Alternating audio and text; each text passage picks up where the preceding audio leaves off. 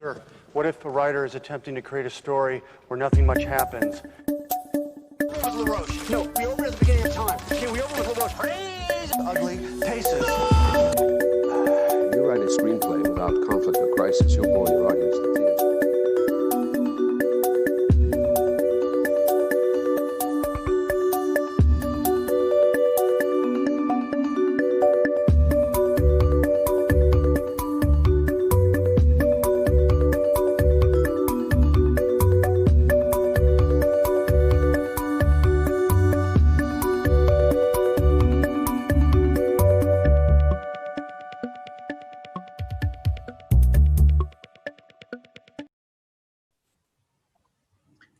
Buenos días, amigos y amigas de toda Iberoamérica. Nos conectamos hoy para esta segunda sesión de la cátedra de la red INAP, Red de Investigadores en Narrativa Audiovisual. Y hoy nos convoca un tema muy interesante que es el tránsito del texto a la pantalla, un tema propuesto por Giuliano Ceni de Colombia y para el cual también han sido convocados expositores, expertos de distintas partes de Iberoamérica. Nos acompañan hoy, además de Giuliano Ceni, que es docente de la Universidad Autónoma del Caribe de Barranquilla, Colombia. Nos acompañan María de Lourdes López Gutiérrez de la Universidad Panamericana de México. Nos acompaña Valerio Fuensalida de la Universidad Católica de Chile y Glaucia Davino de la Universidad Presbiteriana Mackenzie de Brasil. Muy bien, entonces hoy vamos a iniciar este diálogo de manera muy rápida. Esperamos que se conecten, que participen con sus preguntas, con sus consultas, sus aportes. Vamos a tener una primera parte que es expositiva y posteriormente abriremos el diálogo entre los participantes y por supuesto también la interacción con quienes nos acompañan a través de la transmisión en vivo de Facebook.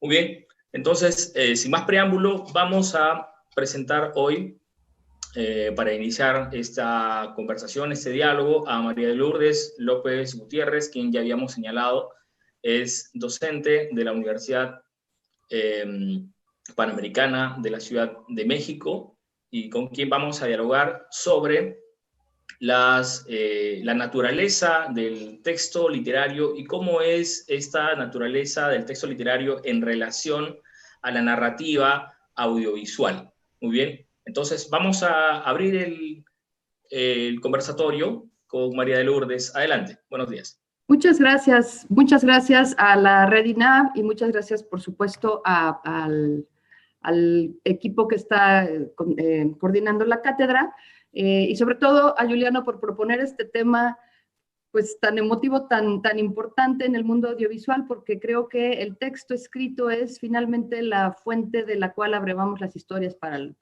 audiovisual. Entonces, bueno, mi presentación gira en torno a cómo, a la narrativa literaria, cómo surge la narrativa literaria y cómo algunos elementos, algunos factores de la narrativa literaria pasan a la narrativa audiovisual, sino de manera natural, sí, con muchos elementos, digamos, que se van trasvasando de una a otra. Entonces, bueno, entendamos primero que la narratividad, pues, es un proceso discursivo, es decir, es parte natural de nuestros procesos de comunicación. Greimas la describe como un fenómeno de sucesión de estados y de transformación, es decir, algo pasa, ¿no? Pero también la narratividad tiene mucho que ver, o el grado de narratividad tiene mucho que ver con que el otro, el receptor, comprenda que lo que le estoy contando tiene un principio y un fin, que hay un conflicto, que hay sucesos, ¿no? No es solamente te voy a decir algo, pero oye, ¿por qué me estás contando esto? Cuéntame la historia. ¿Cuál es la historia? El ser humano es narrativo por naturaleza. Entonces, bueno, la narrativa o el término narrativa puede ser asimilado desde diferentes perspectivas. Uno es esta natural propensión del ser humano a contar, ¿no? A contar cosas, pero también ya dentro de la teoría de la literatura es uno de los ejes de esta estructura tripartita de los géneros, la lírica, donde está la poesía, la música, la narrativa, ¿no? Donde está este desarrollo de historias, y la dramática, que la entendemos a partir de Aristóteles como el desarrollo del drama, ¿no? Del teatro. Entonces, bueno, es relatar, describir cómo ha ocurrido un suceso. Y es interesante ver cómo Van Dijk, digamos, nos ayuda, Teun Van Dijk, nos ayuda a comprender finalmente cómo hay una narrativa natural, que son nuestras conversaciones, que son nuestros actos lingüísticos referenciales básicos, ¿no? Y que es la base de nuestras relaciones interpersonales, y que finalmente tiene una dimensión realista y predictoria. Es decir, si yo naturalmente me comunico con los otros para contarles qué pasó, porque invariablemente es esa digamos, la base de nuestras conversaciones, yo estoy contando hechos reales, yo estoy, digamos, en la parte de que yo tengo que decir cosas que son verdad, sí es veridictoria. Pero cuando me voy a la dimensión semiliteraria o literaria, es cuando ya no estoy registrando la realidad, sino la estoy recreando. Y entonces ahí la narrativa adquiere una función literaria, ¿no? Y su dimensión entonces es lo verosímil. Es decir, yo no tengo que dar cuenta de la verdad de lo que estoy diciendo, de lo que estoy narrando, pero sí de su verosimilitud. ¿Qué es la verosimilitud? Lo posible. Lo que yo estoy narrando, tengo una lógica interna de forma que los sucesos que se van presentando a lo largo del tiempo, en esta temporalidad de la narrativa, pues sean verdaderamente creíbles, ¿no? Entonces, bueno, en la narrativa literaria encontramos además la posibilidad, y esto gracias a Roland Barthes, en aquel mítico título número 8 de la revista Comunicaciones, en donde Barthes acepta otro tipo de relatos que de alguna forma comparten estos principios de narratividad, pero que son verbo y cómicos. Y aquí tenemos el cine, el cómic, la televisión, y tenemos otros informativos. Me interesa el cómic especialmente porque es una narración icónica organizada en viñetas que es finalmente la base del lenguaje audiovisual, ¿no? Cuando uno hace un storyboard para después desplegarlo en la pantalla, lo que estás haciendo a fin de cuentas es algo muy parecido al cómic, ¿no? Entonces, el cómic, y de aquí parto ya para dar el paso a la narrativa audiovisual, tiene contenidos diegéticos. ¿Qué quiere decir eso? Que yo creo un universo interno en donde hay personajes, acciones que se mueven en ese espacio, y ahí hay un tiempo que pasa y una perspectiva narrativa. ¿Qué es esto? Es alguien está contando la historia. ¿Desde dónde se está contando la historia? Y además hay opciones compositivas, es decir, en el cómic también tenemos pasos de tiempo, tenemos montaje, que sea una cosa muy elemental, aunque sean unas 4 viñetas, yo tengo ahí prácticamente todos los elementos del discurso audiovisual. Entonces, cuando yo llego al trasvase ya final de la narrativa literaria y fílmica, lo que tengo es intertextualidad, es decir, yo tengo muchos elementos que me llevo de la literatura y me llevo de otras narrativas al audiovisual a partir de técnicas y procedimientos constructivos que finalmente son los mismos que dieron origen a la narrativa originaria. Entonces, bueno, ¿cuáles son esas técnicas? Uno, hay un paralelismo, es decir, hay 2 personajes que a lo mejor están viviendo o que están desarrollando acciones paralelas, y aunque yo no las puedo, digo, a menos que divida la pantalla en 2, ¿verdad? En la literatura se dice, mientras tanto él hacía, ¿no? Mientras ella lavaba los trastes, él pasaba la aspiradora. Bueno, yo eso lo debo poner en el audiovisual uno tras otro, pero el tiempo, la lógica de la construcción me permite saber que están haciendo acciones paralelas. Que mientras uno está en Bolivia, el otro está en México, pero están en tiempo paralelo. Entonces, bueno, hay formas diferentes de manejar la temporalidad. Por ejemplo, otra técnica narrativa que asimilamos de la novela, sobre todo de la novela psicológica de principios del siglo XX, es esta focalización interna que pues es un personaje que entra a su propia psicología y nos permite profundizar, digamos, en su propia psique, y esto lo logramos en el cine, por ejemplo, a través de una cámara subjetiva, ¿no? ¿Qué tenemos también? El ritmo, la distinción misma de secuencias, ¿no? En un guión audiovisual sabemos que tenemos, pues, primero toda una anécdota, una premisa, pero después vamos dividiendo, digamos, en unidades narrativas que son secuencias, escenas y hasta las tomas ya cuando uno va a filmar. Y todo esto, todo este ritmo viene finalmente de un principio narratológico que asimilamos en buena medida de la literatura, ¿no? Hay una organización sintáctica que es lo que permite desarrollar la lógica del relato audiovisual a partir de saltos en el tiempo, analepsis, prolepsis, es decir, no todo es lineal, pero el espectador o el lector están habituados a esta forma narrativa y entonces entienden que esta toma que de pronto me presenta a mi personaje más joven, pues no es un error, es un recuerdo, es un salto en el tiempo, en fin, son formas de ir construyendo la unidad espacio-temporal de mi relato. Entonces, bueno, yo tengo aquí en esto que estoy diciendo, tengo aquí unos ejemplos para ver cómo despliegas el texto en una pantalla, ¿no? Yo alguna vez recibí un guión describía la primera escena y decía, al fondo, en contraluz, se ven dos figuras encorvadas como si estuvieran compartiendo la misma culpa. Y entonces, bueno, yo le decía al autor, porque era un taller de guionismo, a ver, yo veo en pantalla dos figuras encorvadas en contraluz, ¿cómo sé que están compartiendo la misma culpa? ¿No? Eso en el texto es muy claro, en la pantalla no está, ¿no? Otro ejemplo, María es una niña de 15 años que se siente incomprendida por sus padres, ¿no? Y entonces ella va a ir a una fiesta. Ok, se siente incomprendida por sus padres en el terreno de lo literario, pues es una condición bastante compleja de un ser humano, ¿no? Que requiere pues una serie de explicaciones de qué le pasa a María, por qué se siente incomprendida. Pero cuando yo lo voy a transmitir, a traslapar eso a la pantalla, lo que necesito es convertir ese sentimiento de incomprensión en acciones. Si yo veo a una niña de 15 años que llega a una fiesta y está tímida y está digamos, insegura, puede ser que sea por la incomprensión de sus padres, pero eso no está en la pantalla. Yo necesito convertir acciones y diálogos de forma que el espectador vaya teniendo los indicios suficientes para entender la complejidad de ese personaje. Los ejemplos que pongo aquí es, por ejemplo, la descripción. Si uno lee El Señor de los Anillos, te lleva cinco páginas o más, toda la descripción inicial del bosque, cómo se filtra la luz, la cantidad de tonos de verde, cómo huele, cómo se escucha el agua, cómo hay humedad, ¿no? Eso que te va introduciendo como lector y te lleva 20 minutos leerlo. Cuando yo me llevo eso a la película, lo que tengo es un cuadro, ¿no? Es un fotograma, es una sola toma. Y mi espectador no va a necesitar 15 minutos para entender que aquello es un bosque. La temporalidad cambia, ¿no?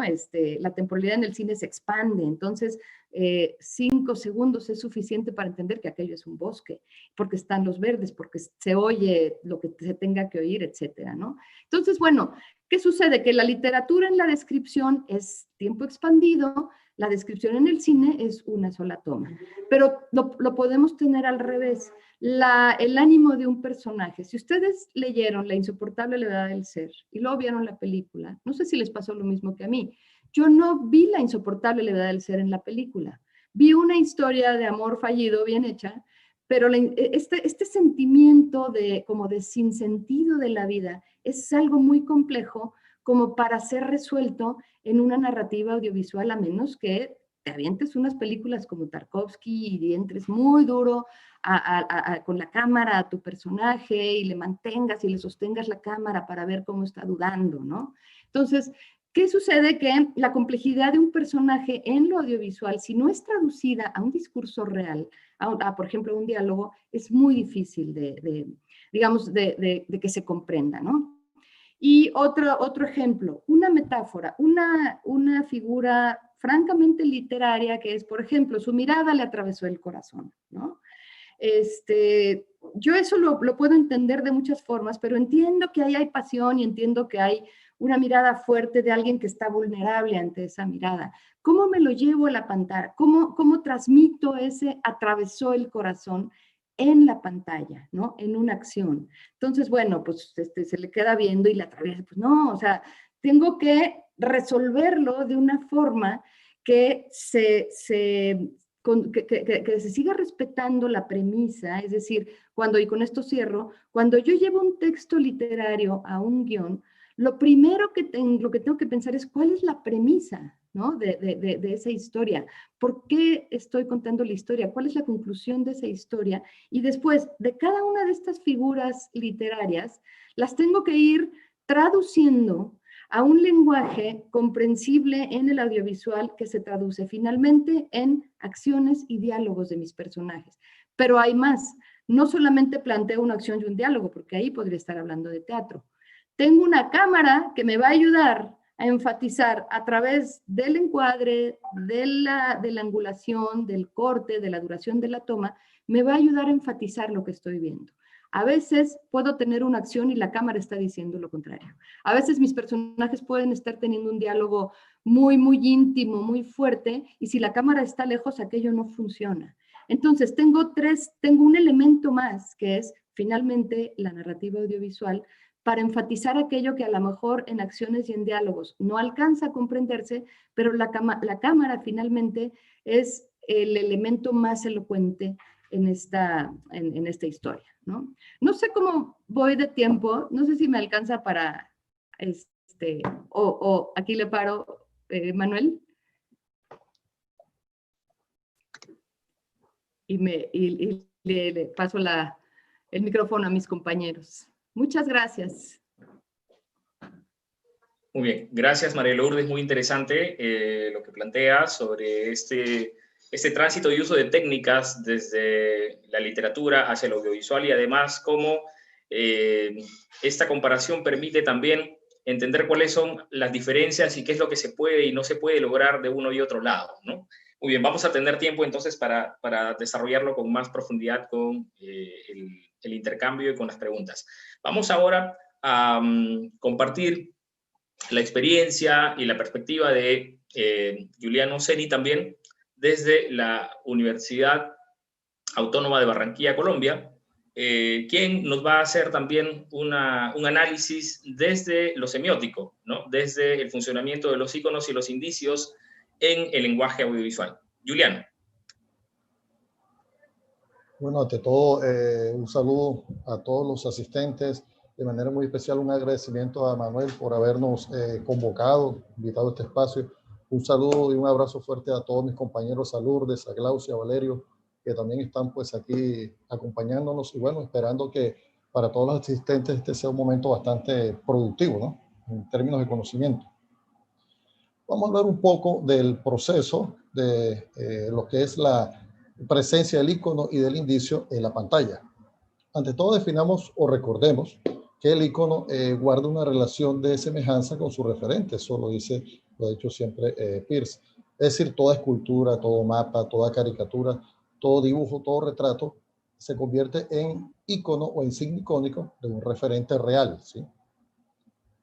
Para Eco, la relación no es, digamos, de manera innata, como de pronto Peirce parece plantearlo, sino que más bien la existencia del icono sea una relación de aprendizaje, ¿sí? Producto de la experiencia, de asociaciones previas, es decir, de esquemas culturales, como le llama él. Es decir, no podemos asociar un objeto o digamos, un signo a un referente si no tenemos una experiencia previa que nos permita guardar o establecer esa relación. Yo traje aquí, cité el ejemplo de los leones chinos, que si ustedes se fijan, son dos perros. Uno diría, pero ¿cómo son leones si parecen perros? Y es que el navegante que visitó África hace muchos siglos, un viajero chino que regresó a China y contó que había visto en algún lugar del mundo unos animales fieros de grandes melenas, y entonces le preguntaron, pero ¿cómo son esos animales? Hombre, parecen unos perros, ¿verdad? Con melena. Entonces lo único que pudieron hacer esos artistas es pues representar un perro con fauces feroces, pero realmente era lo único que podían tener como referente de ese animal que no conocían. Es ahí entonces que de alguna manera se cumple lo que nos proponía en su momento Umberto Eco. También hay que tener en cuenta que la imagen de por sí tiene un código débil, ¿sí? Es muy polisémica, no posee código fijo, como diría Umberto Eco y como diría Roland Barthes. La imagen se interpreta en su conjunto. Aquí trae el ejemplo de la flor, porque una flor sobre una mesa es romance, en un desierto es vida, pero sobre una Biblia o sobre un féretro, pues evoca la muerte, aunque sea incluso la misma flor. Entonces, como dice Roland Barthes, pues se interpreta en su contexto. Una cosa es lo icónico y otra cosa es lo análogo. ¿Sí? Barthes nos dice que para que lo icónico deje de ser icónico y sea análogo, no puede haber mediación subjetiva de parte del sujeto.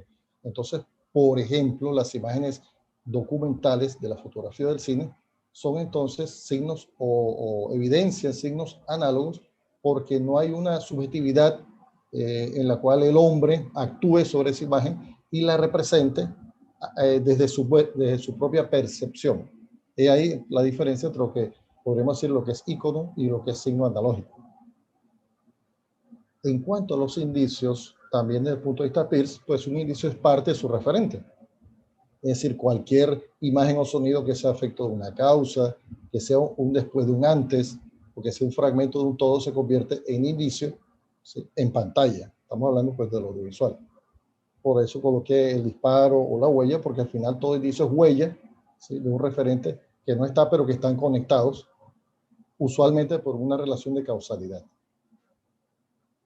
Podemos decir que cuando vemos en pantalla una lámpara, esto representa la noche. Cuando vemos una cerveza, por ejemplo, eso puede representar una festividad, una celebración, pero el vino, miren ustedes el licor, en este caso el vino, representa más la intimidad, ¿sí? Más el espacio íntimo que no representa la cerveza. O por ejemplo, los lentes representan a la persona que los utiliza y generalmente una persona que de pronto gasta mucho su vista, estudia mucho. La naranja representa el desayuno, ¿sí? A la presencia de la naranja. Un revólver podría representar la intención de matar, un paraguas el clima, es decir, de alguna forma son relaciones metonímicas, la parte por el todo. La metonimia, en cualquiera de sus formas, y como diría Roland Barthes, la metonimia preside el relato audiovisual. Y es verdad, yo digo a mis estudiantes, si usted quiere contar la historia de su vida, usted diga que tiene 20 años, pues coja 20 fotos de su álbum familiar y escoja los mejores momentos. Y esa historia de su vida de 20 años será contada en 20 segundos. Arme usted una diégesis, digamos así, de su vida. Coge el álbum familiar y todas esas imágenes son metonímicas. ¿Sí? Representan un momento muy representativo de su vida, de su tiempo existencial. Bueno, los indicios son pistas en pantalla que generan intriga. Humberto Eco en narratividad nos habla de que la expectativa es lo que nos mantiene, ¿sí? En suspenso permanente y nos genera permanentes preguntas, ¿sí? Estamos ahí pegados a la historia porque cada vez que vemos una imagen se nos surgen nuevas preguntas. De todas formas, como diría Aristóteles, el carácter moral de un personaje se evidencia en sus acciones.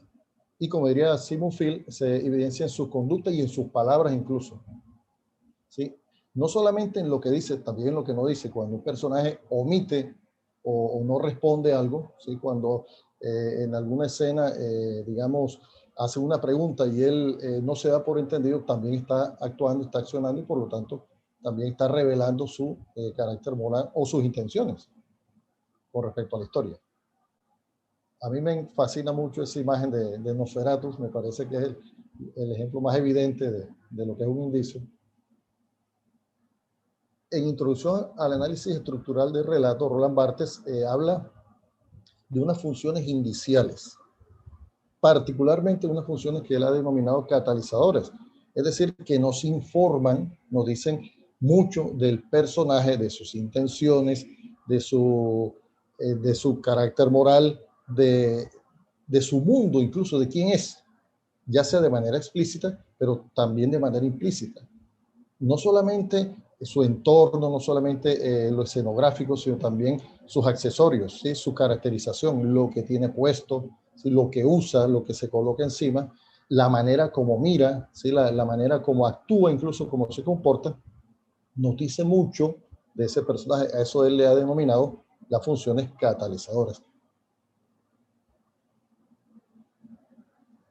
Por ejemplo, en esta foto, en la foto de la izquierda, de estos 4 personajes de una comedia pues bastante exitosa, llama la atención que el señor de barba tiene un vestuario totalmente distinto al resto de los compañeros y eso me dice mucho, ¿sí? De cómo esa persona ve la vida. Es más, me dice mucho de qué hace en la vida. Estamos diciendo que el carácter del personaje se revela en sus gestos y también en sus conductas. ¿sí? La manera como, incluso un gesto, una señal con la mano, como este gran actor, dice mucho, y no solamente lo que él señala, también el gesto que hace, ¿sí? El gesto que hace de, digamos, de despótico, de furia, de discriminación, incluso nos dice mucho el personaje. O este gesto que hace Robert De Niro también, fíjate que llevar sus dedos a los ojos está diciendo, te tengo vigilado. Entonces, los gestos también dicen mucho, no solamente la parte del rostro, que es bastante empática, sino también el gesto que hace con su mano, el señalamiento. ¿Sí? Un rostro, por ejemplo, mirando lejos, me puede decir, como decía la profesora María Lourdes, puede evocar a un personaje que en el texto escrito se referencia o se describe como un personaje melancólico que vivía atrapado en sus recuerdos. Es decir, tú lo vas a llevar a la pantalla, cómo luce o qué debe hacer un personaje que está atrapado en sus recuerdos. Caramba, de pronto quedarse mirando lejos por la ventana. O sea, está divagando, su cuerpo está ahí, pero su mente está en otro lugar. Eso podría condensar, ¿sí? Esa frase descriptiva que dice que ese sujeto vivía atrapado en sus recuerdos o tenía una melancolía permanente. Entonces, mirar a través de una ventana a lo lejos puede condensar todo ese sentido. Me gusta mucho esta frase de Orwell que dice que no es suficiente contar lo que hace un hombre o lo que hizo un hombre. También cuéntenos quién era. Y una manera de contar quién era es precisamente verlo en acción. ¿Sí? Por eso traje las imágenes de Gran Torino, porque este señor conflictivo, precisamente su conflicto viene de un pasado, ¿sí? Un excombatiente de guerra. Entonces, pero no nos muestran el pasado, ¿sí? Porque el tiempo que nos han dado para contar la historia no alcanza, pero a través de sus actos presentes se va revelando ese pasado que está implícito. De alguna manera también hay indicios cuando utilizamos los planos subjetivos.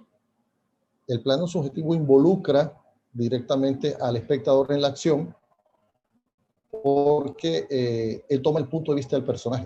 Entonces, por ejemplo, yo podría en algún momento ver lo que ve el protagonista cuando está en el piso y lo miran cuando va manejando un auto, ¿sí? O cuando está mirando a través de un telescopio, de unos binoculares, lo que ocurre más lejos. O sea, yo puedo involucrarme directamente y eso es una forma de manejar el indicio a través de los deícticos.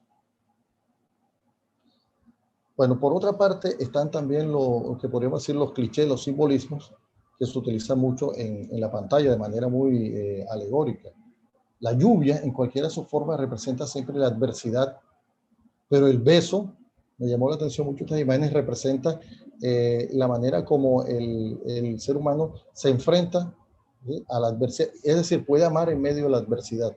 Entonces, en cualquiera de sus formas, la lluvia representa no solo la adversidad, también representa la tristeza del alma, ¿sí? Representa el llanto, ¿sí? El llanto que de pronto el hombre por orgullo no llora, pero a través de la lluvia, pues el mundo llora con él, siente la tristeza que siente él. El fuego, por ejemplo, tiene siempre una función, digamos, de borrar, de purificar, y generalmente estas imágenes suelen repetirse mucho cuando el sujeto camina de frente a la cámara y a sus espaldas hay una explosión. De alguna manera borra el pasado, purifica todas sus culpas, todos sus errores y está dispuesto a seguir andando en la vida.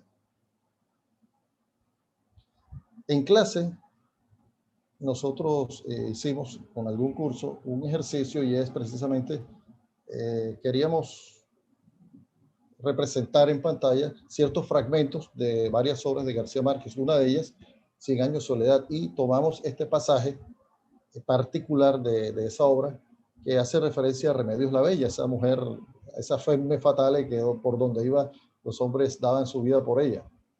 Y aunque es un párrafo bastante complejo, bastante lleno de licencias retóricas, pues los muchachos se le midieron y yo aquí traje algunos fotogramas de cómo representaron ese pasaje, particularmente cuando ella se está bañando y un campesino, uno de los que está cerca de ella, se sube al techo, quita las tejas y empieza a verla, pues, cómo se baña. Entonces le dice que quiere ayudarla a bañarse, en fin, y ella, medio inocente y medio también sarcástica, pues parece que lo incitara de alguna forma y el hombre en su desesperación, pues cae y y muere.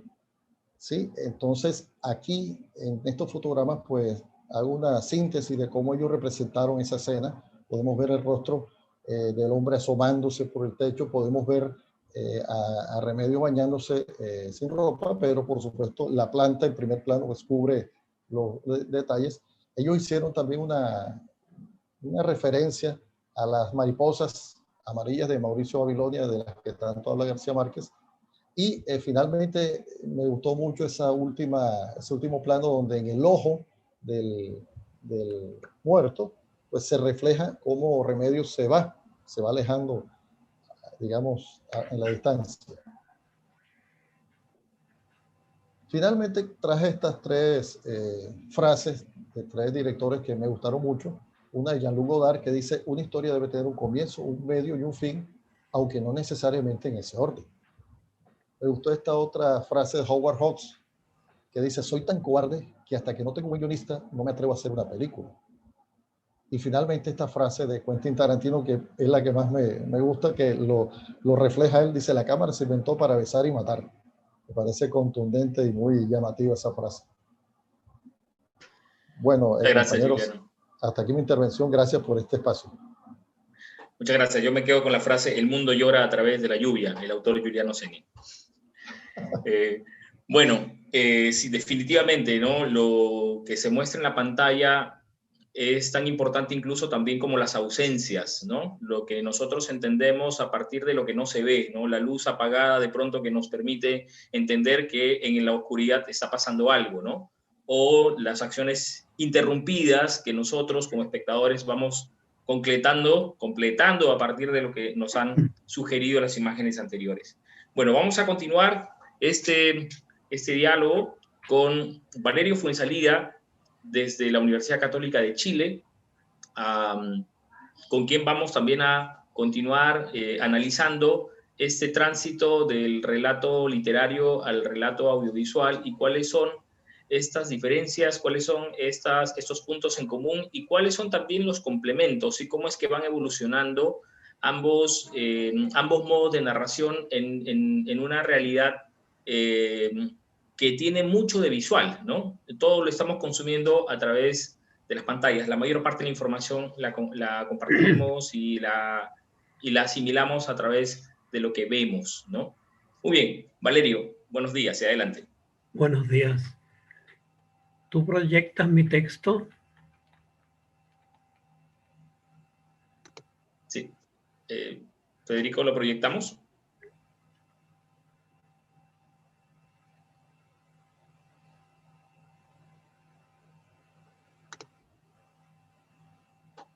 Muy bien. Vamos entonces haciendo la proyección de la presentación de Valerio. Federico parece que no está conectado. No. A ver.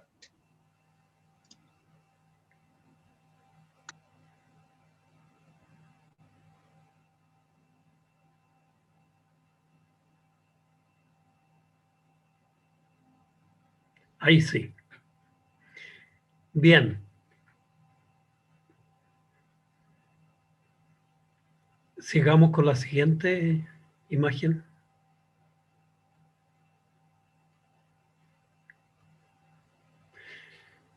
Yo quisiera decir mi interés profesional en relación al audiovisual.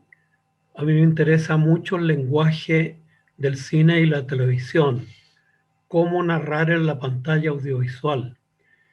Y dentro de eso a mí me han interesado los lenguajes de comunicación, pero también cómo percibe el ser humano. Por lo tanto, yo estoy haciendo en los últimos años una aproximación que por una parte toma elementos de la neurociencia para la percepción y por otra parte elementos de la semiótica para la evolución de los lenguajes. Sigamos. Siguiente. Yo distingo... No. Atrás. Una atrás. Yo parto diciendo que yo creo que hay 5 grandes etapas de los lenguajes humanos.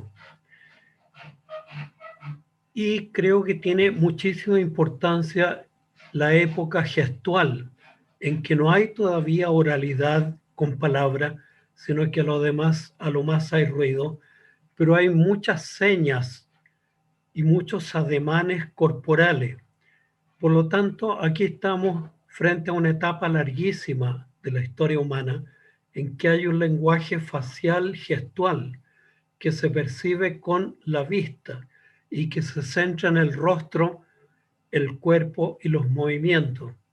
Este lenguaje tiene un fuerte carácter colaborativo porque es una invitación al resto a hacer ciertas actividades. Este lenguaje, muchas personas lo llaman la etapa de la primera oralidad, y es una etapa en que el cuerpo significante es el principal signo de comunicación. Unos 130.000 años antes de Cristo aparece la oralidad primaria. Es una oralidad primaria porque sin escritura. El oído comienza a percibir estos signos fónicos abstractos. Es el oído que se conecta con palabras abstractas y no con estos cuerpos significantes de personas singulares o de animales singulares. La lectoescritura inventa los números y el alfabeto. Siguen siendo signos abstractos, pero esta vez son percibidos por la vista.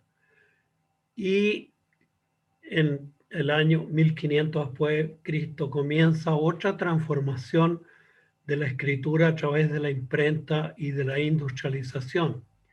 Yo menciono aquí a 2 autores que para mí han sido muy importantes, Ong y Havelock.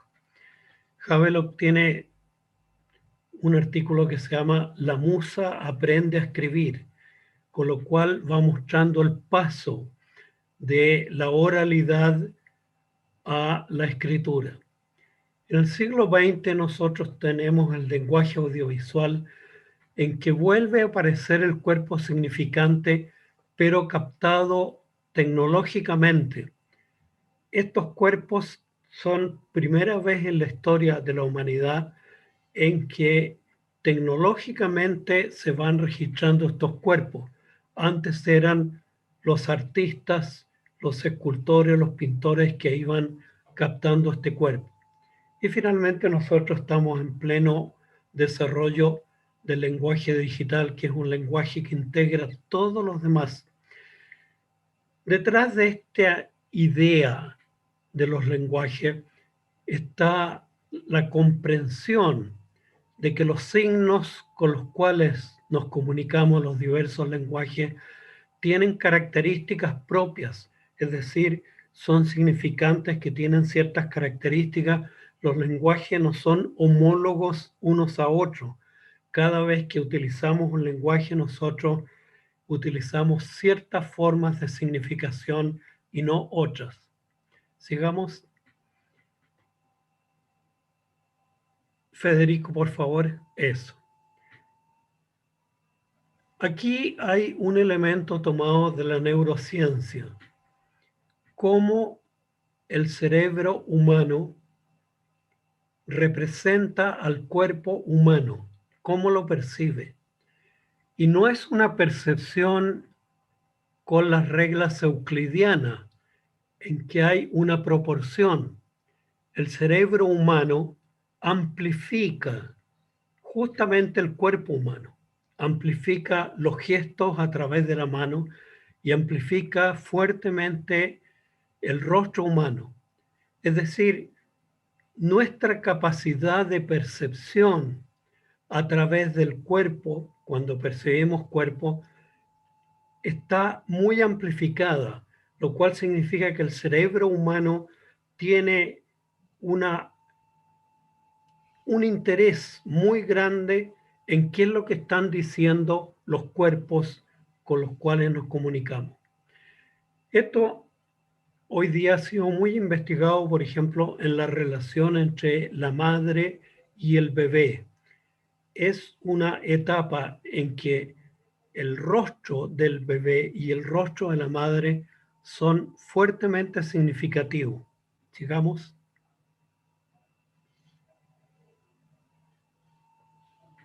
Yo creo, por lo tanto, que el lenguaje audiovisual y la percepción del lenguaje audiovisual sigue esta regla de que los signos más importantes son los signos visuales, que son signos concretos y singulares, en que tenemos un nivel instintivo, en que la pupila es atraída por el rostro, por la gestualidad y por el movimiento humano. Rostros y cuerpos que son amplificados y que hoy día la técnica audiovisual lo puede reproducir a través del close-up de una cámara. Eliseo Verón, el semiótico argentino, es el que yo creo que popularizó fuertemente esta idea de que el cuerpo icónico es el significante más importante en la relación de comunicación visual. Es un índice que el cerebro amplifica y no solamente son las palabras orales. Pero aquí vienen los elementos particulares de la percepción humana. Esta amplificación nosotros en nuestra percepción humana cotidiana la reducimos a las proporciones de la vida cotidiana. No vemos con esa amplificación que hace el cerebro. Pero además, el audiovisual agrega, desde que se inventa el sonido, la afectividad. Es una percepción en que además de la afectividad que entrega el cuerpo humano, la música la refuerza fuertemente en cualquier dimensión que se quiera precisar y amplificar la afectividad. Puede ser romance, puede ser miedo, puede ser tristeza. Yo creo que eso plantea, esta postura de Eliseo Verón, plantea la dificultad en las narraciones audiovisuales en que meramente hay palabras abstractas. Por ejemplo, un documental fuertemente conceptual o las teleclases abstractas meramente con palabras y conceptos. ¿Dónde está ese cuerpo significante? Yo creo que eso plantea problemas que hay que resolver. Sigamos. Cuando narramos en pantalla, yo he recurrido mucho al modelo actancial de Greiman. Sigamos, por favor.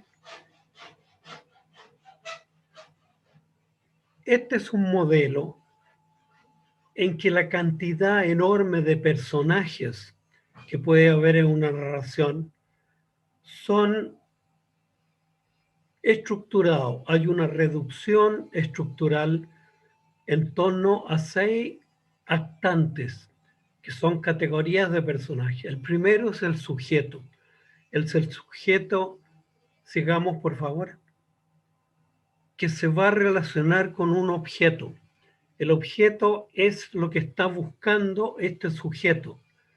Por lo tanto, en este modelo actancial, esta relación es una relación de acciones donde van apareciendo las capacidades que tiene el sujeto para emprender la búsqueda que le plantea el desafío de obtener este objeto. Sigamos. Pero también junto con el sujeto aparecen oposiciones, no solamente de personas o seres humanos. Pueden haber oposiciones naturales o sociales que van obstaculizando que el sujeto logre este objeto. Y también van a aparecer ayudantes a los cuales puede recurrir el sujeto para esta búsqueda. Y aparece por último 2 actantes, que es el destinador, el que le dice al sujeto que busque este objeto y además le dice este objeto es para un cierto destinatario. A mí este esquema me ha ayudado mucho a analizar el relato, los distintos protagonistas y los roles que van cumpliendo. Sigamos. Aquí está este mando hacia el sujeto. Sí, sigamos nomás. Y aquí aparecen las relaciones entre el sujeto y el objeto. Hay una relación de querer, de desear y de actuar para lograr. Entre el oponente y el ayudante hay una relación de poder y oponerse. Yo no puedo porque me opongo, pero yo puedo porque puedo tener también ayudante. Y finalmente está el eje de la comunicación, en que el objeto es entregado a un destinatario por indicación de un destinador que le indica al sujeto: tú tienes que lograr esto. Sigamos.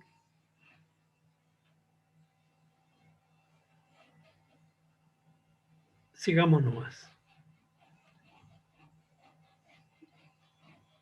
Yo creo que este elemento del obstáculo, de la oposición, es un elemento clave en el esquema de Greimas, porque va mostrando, sigamos por favor, va mostrando cómo el protagonista se encuentra con problemas ante los cuales tiene que imaginar soluciones, tiene que persistir a pesar de los fracasos, y ahí se muestra como constante y astuto.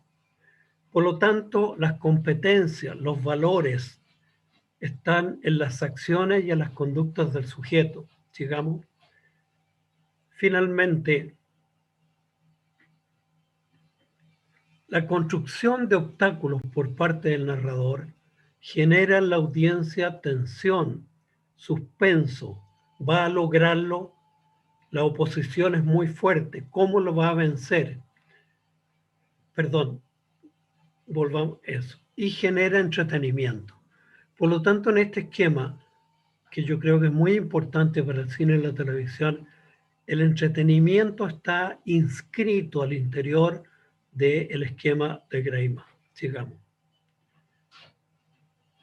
A mí me interesa mucho cómo este lenguaje se traduce en géneros audiovisuales. A mí me parece, aquí yo lo pongo, que hay géneros de información y ficción que son los predominantes en televisión, y probablemente ficción lo predominante en el cine. Pero en televisión también hay programas de espectáculo, de compañía y descanso, deporte, show, humor, música. Y hay educativos intencionados cuando se quiere enseñar deliberadamente a la audiencia. Yo creo que el estudio de los lenguajes muestra que cada género tiene formas diferentes de organizar los signos audiovisuales y estos actantes. Y ese estudio permite definir la calidad narrativa. Yo he estado trabajando, por ejemplo, en información y comunicación noticiosa, cómo en este género se organizan los actantes, y también he trabajado bastante en niños, cómo se organizan los actantes. Por ejemplo, la organización tomada del aula pone en primer lugar a la maestra como el actante principal, pero hoy día toda la neurociencia del cerebro infantil muestra que para que el niño aprenda, él tiene que ser el sujeto protagonista principal. Por lo tanto, se fijan ustedes, los géneros empiezan a cambiar según las formas de percepción y los signos que nosotros vamos utilizando en la pantalla. Eso es. Muchas gracias. Bien, Valerio, muy interesante recorrido por las maneras, cómo se construyen, cómo construye el ser humano sus relatos, y también esta comparación con el modelo actancial de Greimas y las oposiciones y la relación entre los actantes, cómo es que esto puede dar origen precisamente también al conflicto dramático. Ahora nos acompaña Glaucia Davino. desde la Universidad Presbiteriana Mackenzie de Brasil, quien además nos va a explicar cuáles son los caminos del guionismo, la manera de escritura del guión, y lo va a hacer en su idioma nativo, el portugués. Nos aporta diversidad a la red, que es una red de espíritu iberoamericano, precisamente en el que tenemos muchos compañeros desde Brasil y Portugal. Adelante, Glaucia.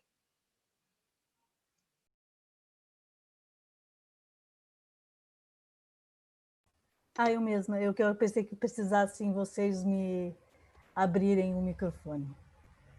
Bom, gente, eu vou abrir a minha fala saudando Manuel por estar mediando, né, aqui a nossa mesa, e em nome dele agradecer a cátedra da Rede Nave. Também cito meus colegas aqui, Lourdes, Valério e Juliano, né, que teve a ideia do tema, e em nome deles também eu vou agradecer a pertencer a essa rede e agradecer todos os membros da rede, que a rede existe enquanto fios, né? Que a rede só existe enquanto os fios se criam nós, né? E eu acho que nós estamos há muitos anos fazendo esses pequenos nós e nos conhecendo todos, né? Eu vou, em português, no Brasil, guion, nós chamamos de roteiro. Então, se eu falar roteiro, é guion, tá bem? Então, embora em Portugal se fale guião, que é semelhante. Muito bem. O meu tema, então, eu vou falar sobre a questão da materialidade do roteiro, né? Eu vou falar do roteiro escrito, intrínseco e cristalizado dentro de filme. Eu procurei, né, pensar no tema do texto a La Pantalla, a tela, e o texto ele pode ser considerado um conjunto de palavras, ou então, quando num sentido mais ampliado, ele significa a manifestação de uma linguagem para a transmissão de algum tipo de significado e mensagem. E daí eu tomo emprestado do professor Wilton Azevedo um termo que ele diz que ele usa, que é escrita expandida. Porque quando a gente fala escrita, a gente fala muitas vezes no texto escrito, né? E, ora, eu vou usar esse termo texto como essa escrita expandida, né? O texto que está na tela, o texto da imagem, né? Aquilo lá também com esse significado. Mas eu vou começar aqui essa história com um prólogo. Então é assim, né? Eu era estudante de cinema e nós tínhamos um professor que infelizmente já faleceu, é o Wilson Barros, que estava em Nova York, e nós já estávamos no meio do período quando ele chegou para continuar a dar aulas para nós. Mas naquele momento, os nossos roteiros, os nossos guiones, já estavam escritos e nós queríamos filmar, porque naquela época fazer cinema era filmar. Então, nosso roteiro era o nosso filme. Ele entrou na sala com aquela pilha de trabalhos, pilha de guiones, os nossos, jogou todos na mesa e disse: esses guiones estão todos umas merdas. Desculpe a palavra, mas foi essa.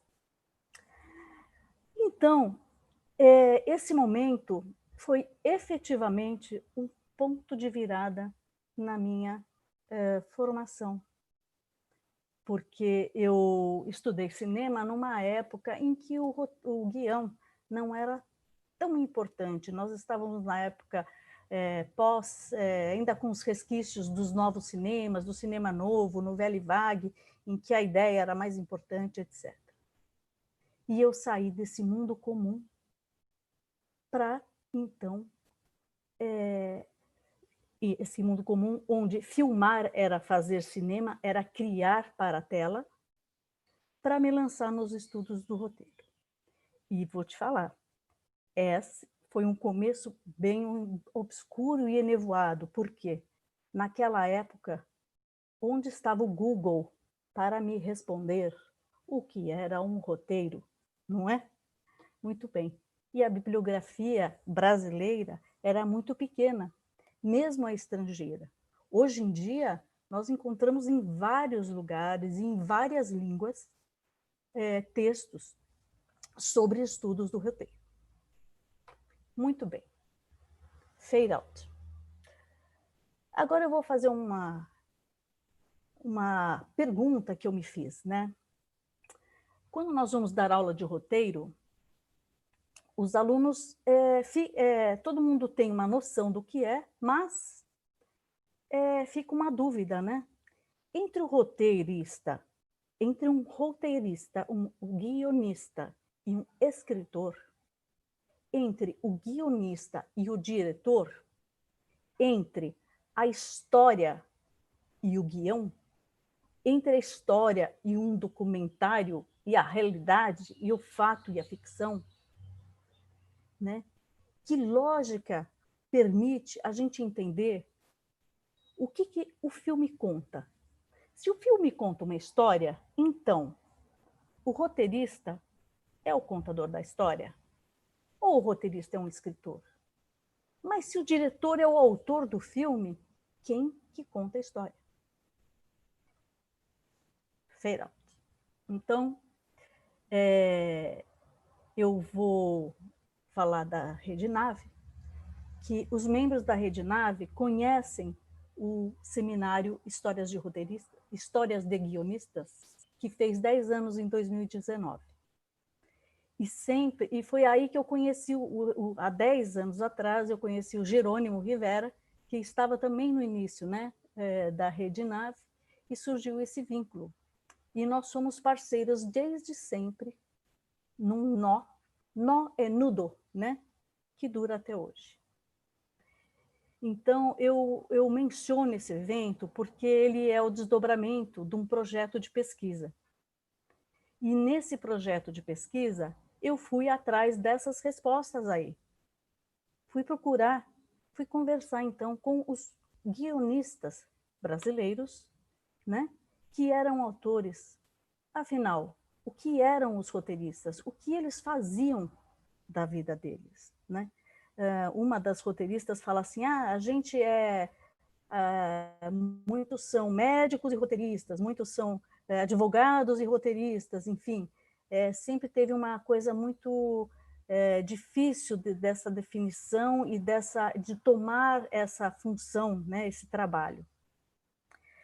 Então, eu, com eles, com leituras, lendo roteiros também, eu aprendi muita coisa sobre texto e tela, que é o tema dessa mesa aqui, não é? Então, vamos ver. Se meu tema é a materialidade do roteiro, então, roteiro do guião, se o texto, a escrita, é a materialidade do roteiro, então, se o roteiro está no texto, ele não está na tela? Qual é essa relação material entre essas duas essas duas texturas, né? Digamos assim, entre essas escrituras? Então, quando nós pensamos em guião, lembramos imediatamente de qual materialidade? Qual materialidade nos toca? É o caderno, são as folhas de papéis escritas e grafadas em letras. Quando a gente procura na internet a palavra guião, na parte de imagens, vem várias fotos de guiões escritos, não é? Também vem à nossa mente a formatação da página. Ah, eu tenho um cabeçário, eu tenho uma formatação, eu tenho um cabeçário, eu tenho que numerar as cenas, não é? Eu tenho um formato parecido com a dramaturgia teatral. E isso é outra materialidade, não é? Porque se esse formato, a gente sabe que foi concebido na indústria americana, mas hoje esse formato ele é difundido no mundo inteiro. Nós ensinamos esse formato para os nossos alunos. Por quê? Porque houve a internacionalização das produções, né? Hoje, quando se fala em world cinema, a gente não fala só dos cinemas que não são americanos, são todos, porque existe uma intertextualidade entre todos os cinemas. O cinema neorrealista italiano influenciou o cinema brasileiro, não é? E o cinema americano influenciou todos os outros cinemas. Os outros cinemas também têm vindo influenciar as nossas formas de ver, não é? Então, esse formato, essa formatação, essa materialidade visual do roteiro, que é a formatação, quando nós colocamos o diálogo, ele tem que ser recolhido, né? Tem até medidas precisas para isso. Então, é como quando nós lemos uma poesia. Só de bater os olhos, nós sabemos que é uma poesia. Ninguém precisa falar. Você vai ler uma poesia, né? Quando nós vamos ler um romance, ele é dividido em capítulos. Essa formatação, ele também ele é um código, ele é um código de leitura.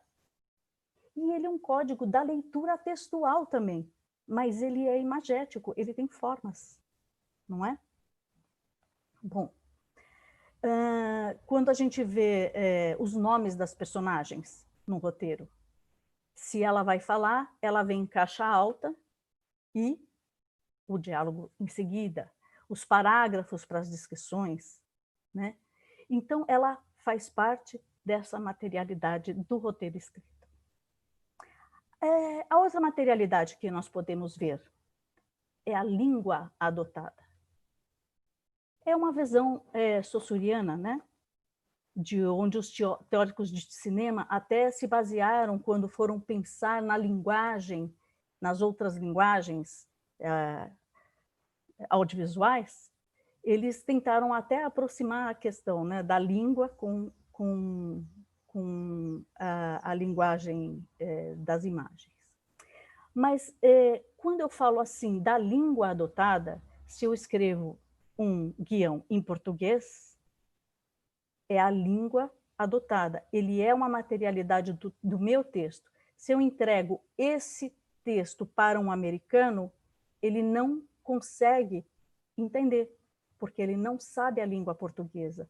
Então, essa é um código, portanto, uma matéria que faz parte da construção desses sentidos. Fora, quando a gente fala na língua, a gente está falando tanto no significado das palavras, né, na semântica das palavras, como nós estamos falando na sintaxe, que organiza essas palavras e cria um sentido.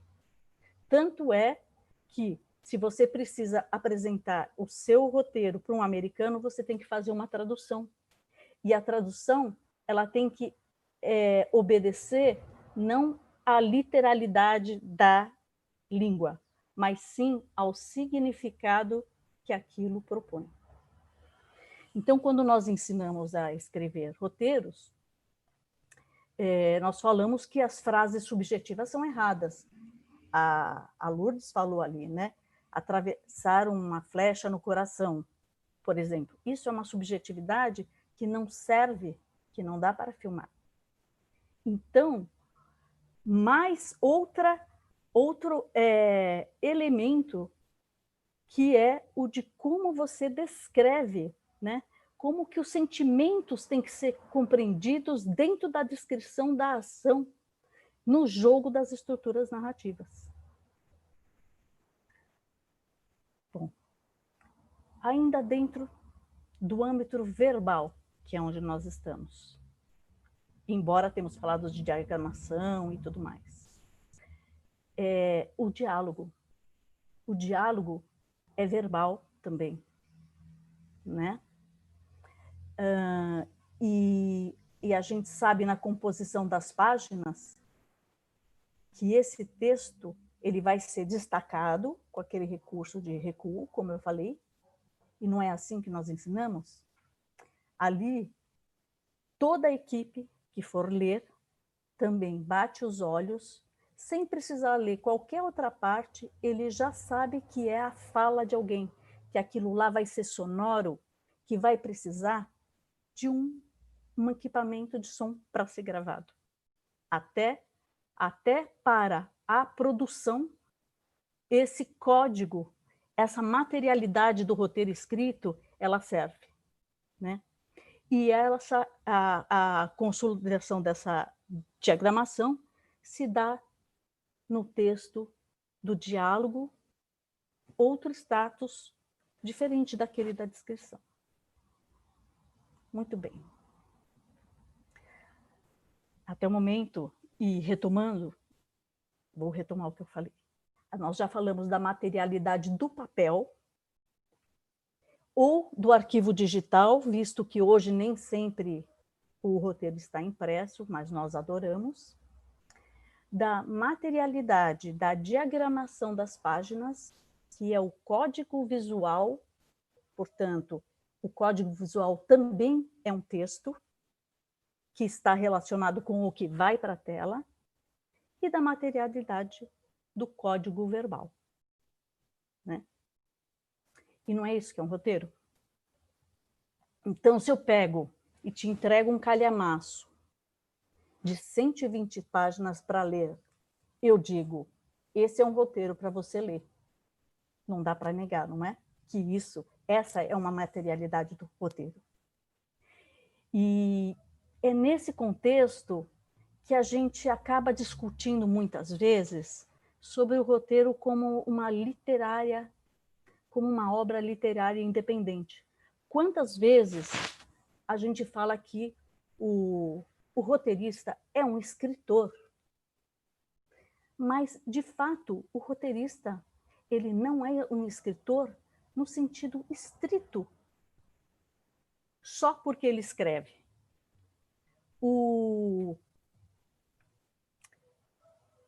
Esqueci o nome da cineasta. Mas ele diz o seguinte, que o roteirista ele não é um escritor per si, ele é um cineasta. Por quê? Porque o pensamento criativo é audiovisual, ele não é literário. Não adianta ele dizer que uma faca é como se uma faca tivesse entrado no meu peito. Não adianta. Num primeiro momento, o roteiro ele se alimenta de si mesmo no processo de roteirização. Ele está ali, dentro do próprio roteiro. E ele começa a desenvolver uma lógica própria, um significado, e segue e vai construindo uma regra narrativa. E a materialidade do roteiro, da qual eu falei, o papel ou o arquivo, ele tem alguns destinos. Se eu escrevo um guião, o que eu posso fazer com ele? Ele pode ser engavetado, como dizia a roteirista Sabina Anzoategui, que gosta mesmo de escrever literatura, porque ela disse, quando eu escrevo um livro, mesmo que ele esteja na gaveta, ele continua sendo um livro, um roteiro não. Então, ou ele vai para a gaveta, fica ali para ser, né, retomado depois, ou ele é abandonado, jogado fora, ou ele pode se tornar algo vivo. Quando ele passa a ser, quando ele se torna um elemento vivo, ou seja, quando a escrita dele passa a fazer parte do filme, quando ele se torna um elemento intrínseco do filme, ele se torna vivo. Ele deixa de ser um roteiro de papel, que é a primeira materialidade que eu falei, e passa a ter uma materialidade abstrata que está dentro do filme.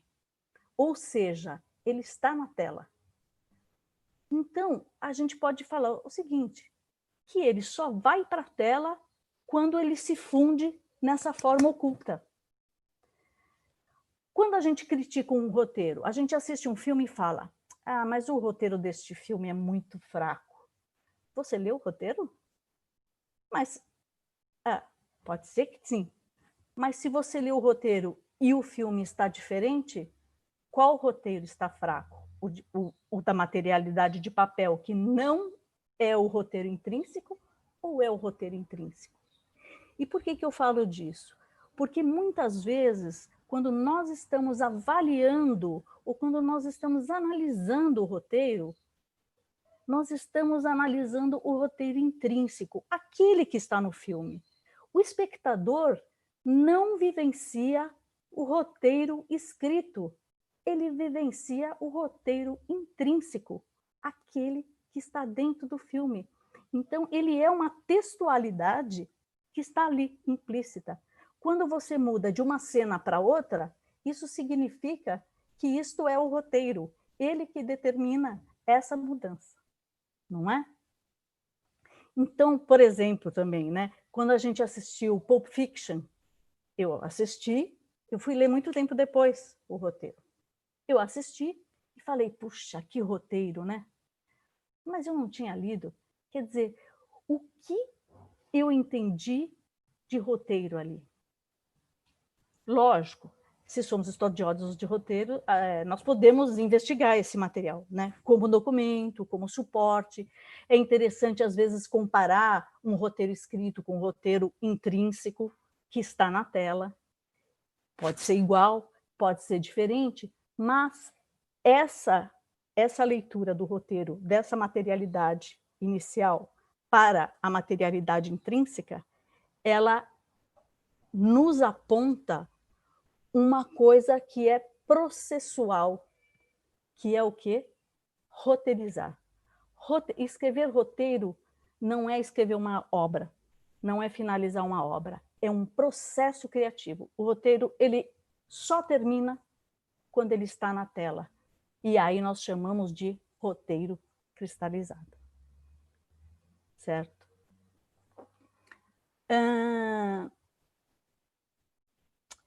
Aí, fazemos uma pausa nesse pensamento, né? Um corte para... Vamos colocar agora nosso olhar em outro lugar. Uma outra materialidade da operação textual é o como intermediação mental, quer dizer, quando estamos no nível das ideias. Então, quando aqui nós pensamos em narrativas visuais, nós estamos, sim, lógico, pensando nos elementos da narrativa, os personagens que Valério apontou, né? Pensamos na temporalidade, pensamos nas ações e reações e tal.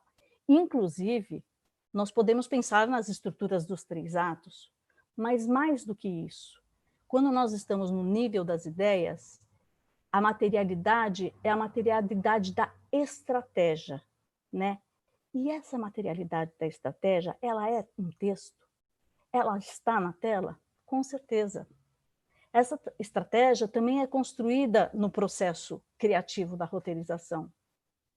Hoje eu estava lendo argumentos com os meus alunos antes de vir para cá e estávamos vendo exatamente isso. A questão da estratégia, porque a estratégia diz respeito à história, né? A história não está lá na tela. O que nós vemos na tela são cenas, são apresentações, são pedaços de acontecimentos. A história não está na tela. A história é formada na cabeça do espectador, como bem disse também, né? O professor. A história, ela se forma e fazemos, então, um jogo, uma interação com essas informações imagéticas em que o roteiro está implícito textualmente. Então, quando nós começamos a assistir um filme, os personagens, às vezes, já estão adultos. No entanto, nós entendemos a história desse adulto. E as transmediações estão aí para confirmar isso. Porque as histórias acabam sendo infinitas. Por quê? Porque uma personagem tem uma história, um filme mostra um pedaço dessa história, nós inferimos algumas outras passagens da história dessas vidas, mas existem outras que podem se desdobrar a partir dela. Então, a questão da estratégia, ela organiza aquilo que será mostrado para o espectador e aquilo que não vai ser mostrado.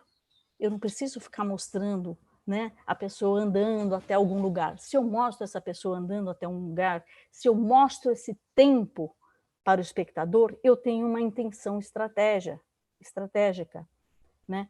A ordem como vai ser mostrada. Eu posso começar pelo fim, posso começar pelo meio, posso começar com uma cena que depois nem volta para o filme, não é mesmo?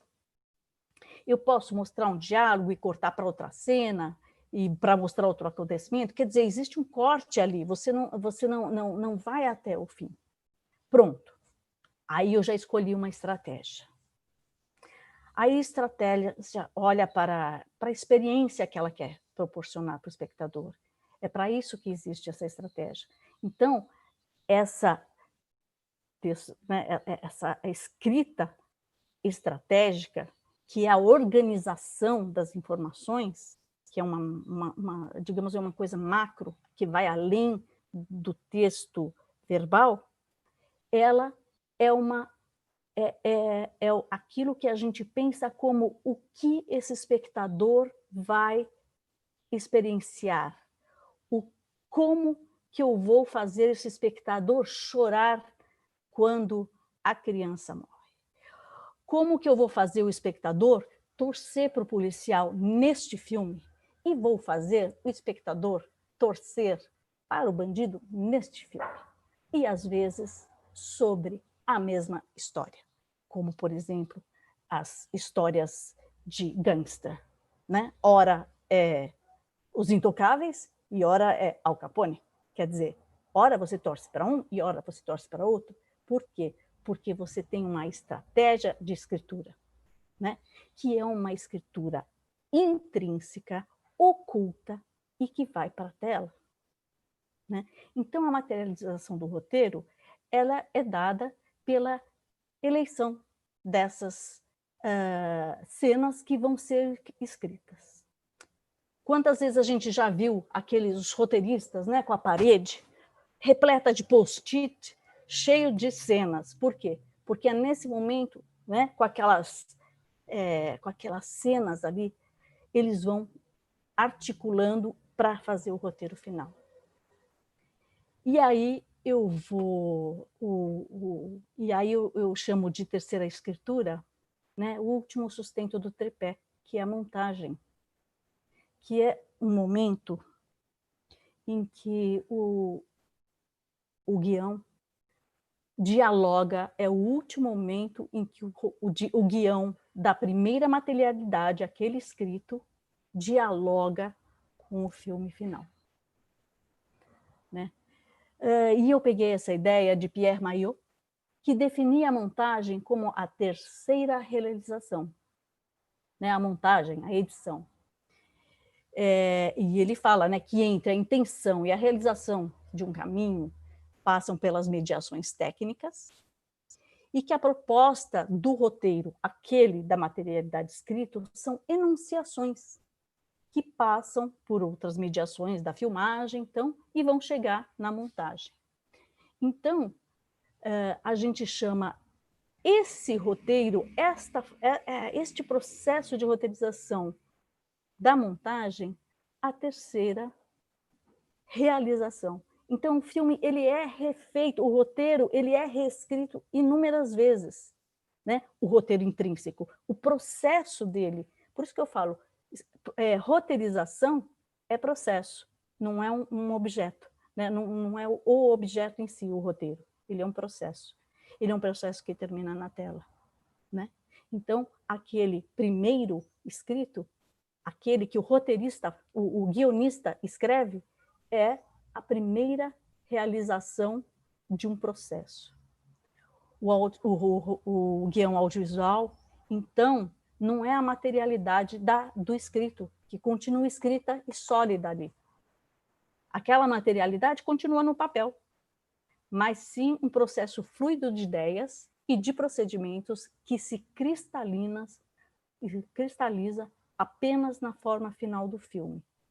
O roteiro para de se desenvolver quando o filme está na tela. Ali o roteiro não muda, o guião não muda mais. Então, para finalizar, eu vou dizer que na experiência do espectador só existe um roteiro. Não são aquelas versões todas que o roteiro... Só existe um guião, que não são aquelas versões todas que o guionista tanto suou para escrever, mas é aquele guião que está na tela, implícito, que tem alto grau de abstração, é oculto y cristalizado. Muy bien, Claudia, muchísimas gracias por tus aportes, por esa interesante manera de hacernos entender cómo es el proceso del guión, cómo es que hay una escritura inicial, que es la del guión, una segunda, que es posiblemente la del rodaje, y una tercera, que es la del montaje, donde finalmente terminan dialogando los elementos concebidos inicialmente, no de la misma manera, pero de alguna forma sí pues se refleja la estrategia, se refleja la intención que se buscaba para conectar con el espectador, ¿no? De alguna manera. Muy bien, muchísimas gracias. Vamos ahora a pasar a recoger algunos comentarios y abrir el diálogo de manera rápida. Bueno, nos ha ganado un poco el tiempo, pero creo que es bastante sustancioso lo que hemos recogido de los aportes, tanto de Glaucia, de María Lourdes, de Juliano y de Valerio. Muy bien. Bueno, nos planteaba José Molina una pregunta sobre si hay algún plano cinematográfico que se pueda reconocer particularmente por el uso de indicios. Creo que esta pregunta está un poco orientada a lo que nos había planteado Juliano al inicio. Tenemos también por ahí una pregunta, más que una pregunta, una afirmación que nos planteaba Katy Mier desde Ecuador sobre la imposibilidad de la narrativa textual de trasladarse hacia lo audiovisual, ¿no? Ella comentaba que prefería leer el libro y, si es posible, compararlo con el texto audiovisual, y que por lo general encuentra una imposibilidad del traslado del relato textual a lo audiovisual, ¿no? Hay algunos intentos que son bastante bien logrados y otros que posiblemente resulten fallidos, posiblemente también por la riqueza del texto literario, ¿no? Llevar 100 años de soledad con toda su complejidad, por ejemplo, a la pantalla es un reto que no cualquiera podría sacar adelante. Bueno, entonces partimos con esas dos inquietudes inicialmente y luego continuamos desarrollando el diálogo. Julián. Bueno, gracias, Manuel. Pues yo le diría a este joven, a José, que todo plano es metonímico, porque todo plano es parte de un todo o de una escena mucho más amplia. Pero podríamos decir que particularmente el plano detalle es indicial porque involucra un elemento directo dentro de la acción principal. Entonces, si hay un plano que evidencia ser un indicio dentro de un contexto, pues sería el plano detalle, o sea, inequívocamente.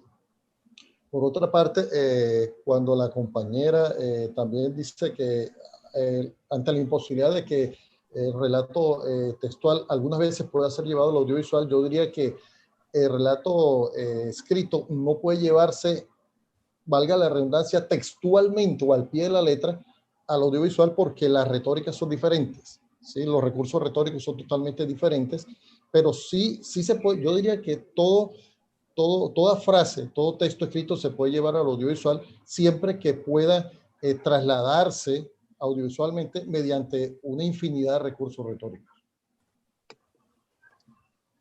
Muy bien.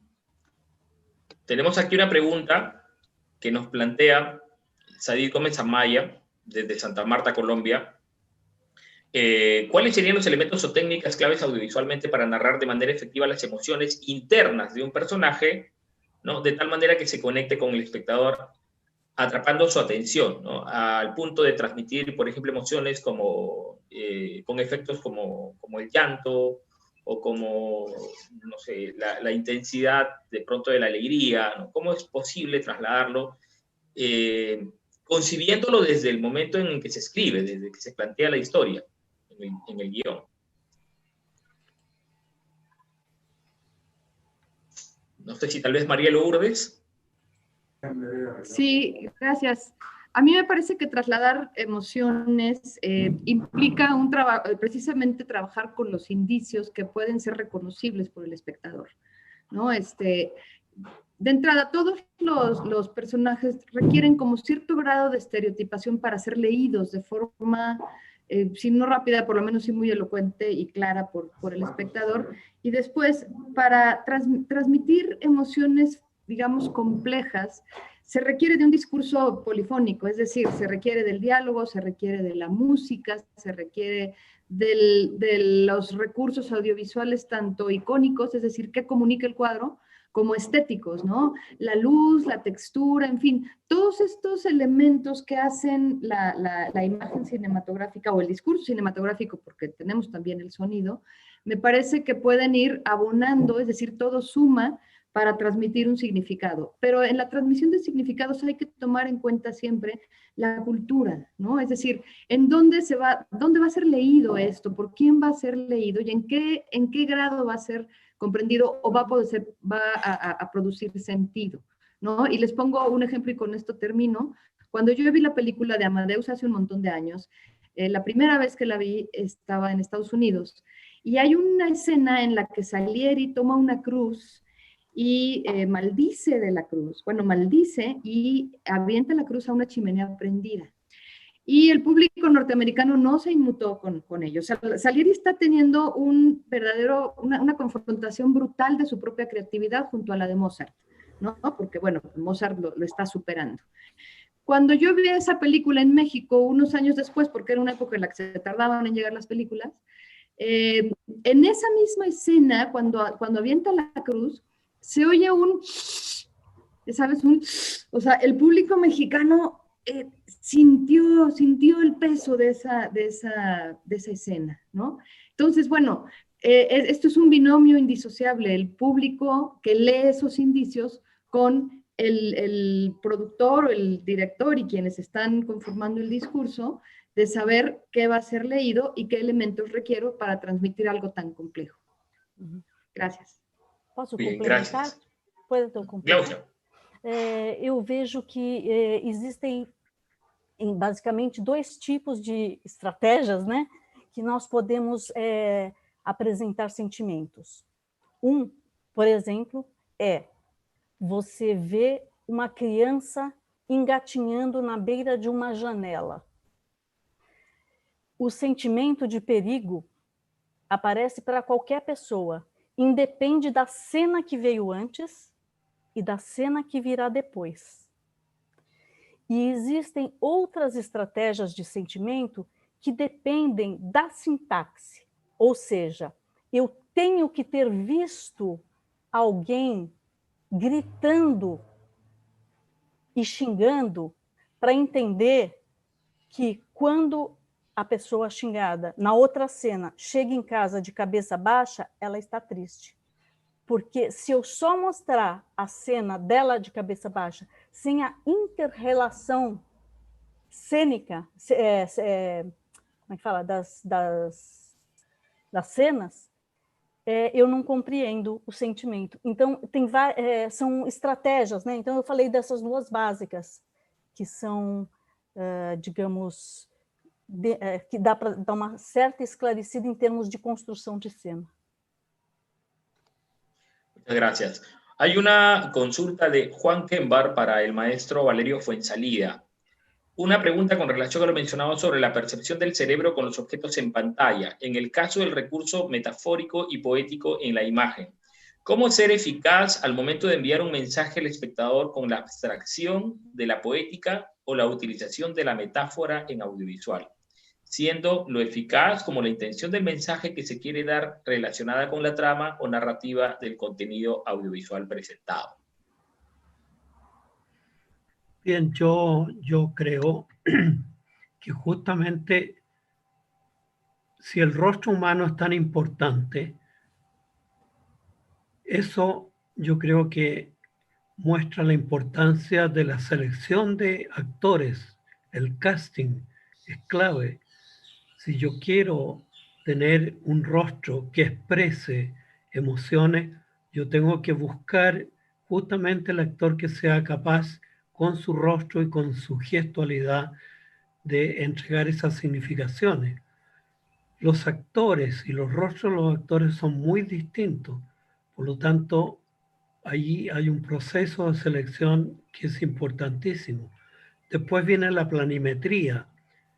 El plano del rostro del cuerpo humano es otro recurso de significación. La música, que ya se ha mencionado, es clave.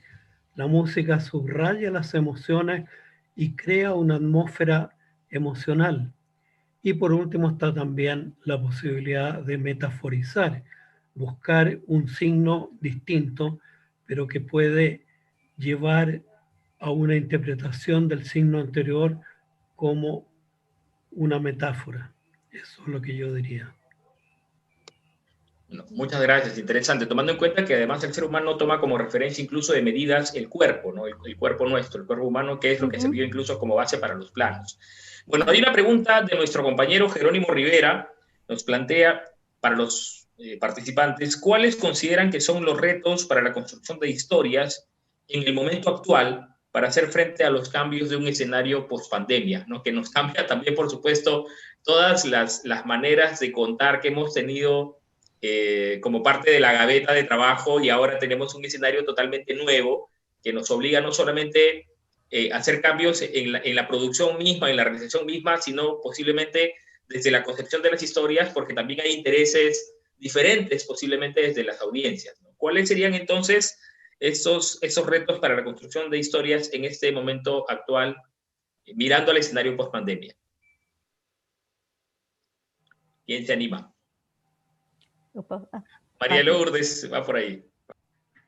Es que bueno, es muy difícil responder esto, además con esta mesa, creo que mi respuesta va a ir en el terreno del visionado, porque bueno, yo me dedico al análisis de series de televisión específicamente, y creo que las series han tenido, si ya venían con un crecimiento exponencial en la última década, a partir de la posibilidad de verlas en plataformas, en streaming, bueno, pues entonces eso potenció muchísimo la entrada de las series a la vida cotidiana de la gente. Entonces me parece que en este escenario pandemia y post-pandemia, hay que voltear a ver al mundo de lo digital, teniendo en cuenta, y no me voy a referir a la producción porque sé que mis compañeros están más metidos en ese mundo, sino en la experiencia del espectador con el producto audiovisual a través de plataformas, porque todo se tuvo que migrar a partir de la pandemia, todo, inclusive el teatro, ¿no? Todo se tuvo que migrar al mundo de lo digital, y esto no solamente es grabar algo y ponerlo en YouTube o en un canal donde se pueda ver, sino trasladar una narrativa y trasladar una serie de recursos para que la gente ahora entre al producto en otras circunstancias, en donde además tiene en el mismo dispositivo el entretenimiento, el trabajo, la educación, la vida social y prácticamente todo, ¿no? O sea, todo se trasladó al mundo digital, a la nube, a la computadora, y me parece que en esta guerra, porque literal estamos en la guerra por los espectadores, tenemos que ser muy hábiles en saber en qué intersticios de la vida cotidiana va a entrar el producto audiovisual, ¿no? En qué circunstancias lo va a ver la gente, porque una cosa es el binge watching, que la gente se avienta 3, 4 horas de visionado de una serie, y otra cosa es cuando la gente trabaja todo el día frente a la pantalla, está un poco cansada de ella, y qué posibilidades tengo yo de entrar a ese mundo. Creo que es hacia donde tenemos que voltear a ver, ¿no? A las plataformas y a las condiciones de los espectadores en este mundo, pues que nos ha cambiado y que nos ha estallado en las manos, ¿no?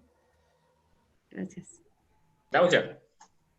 Concordo com Lourdes que nós estamos concorrendo agora, não apenas, né, com outros produtos novos, mas com os produtos antigos também, que estão hoje em dia todos disponíveis na internet.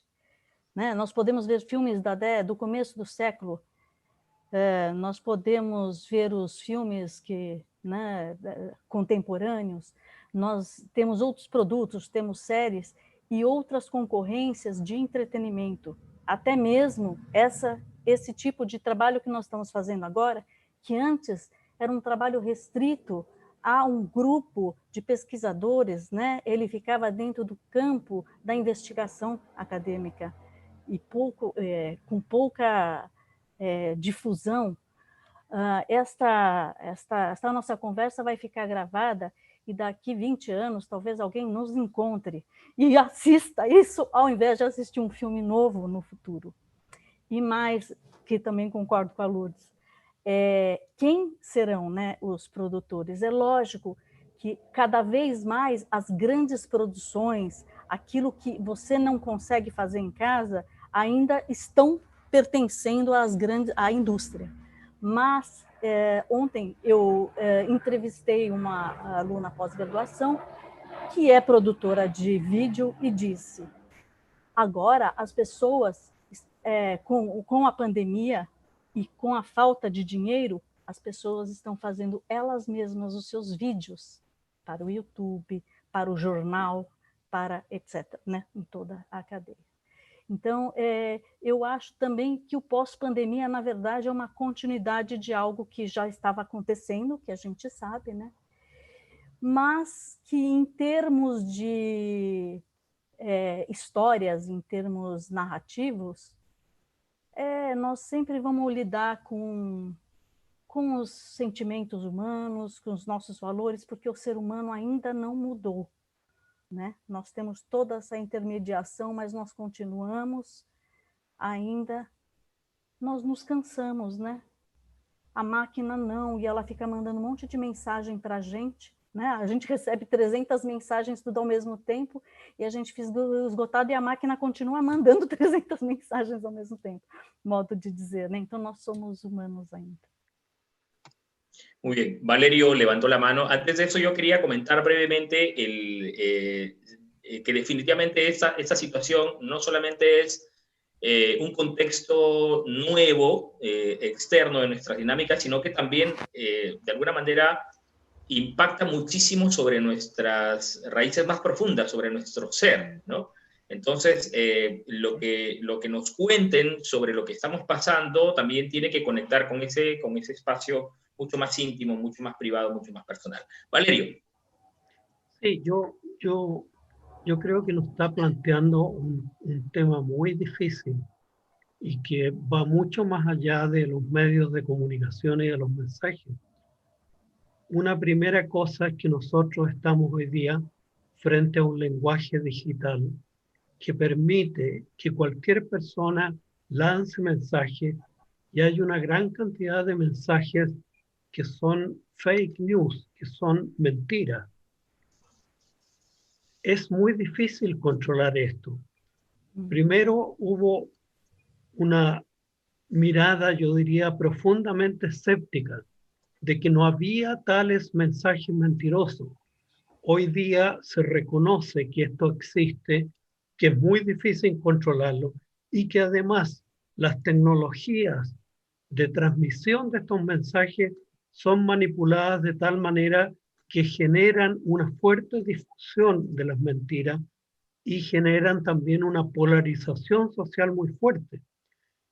Yo creo que esto es parte de los problemas que generan las nuevas tecnologías de comunicación.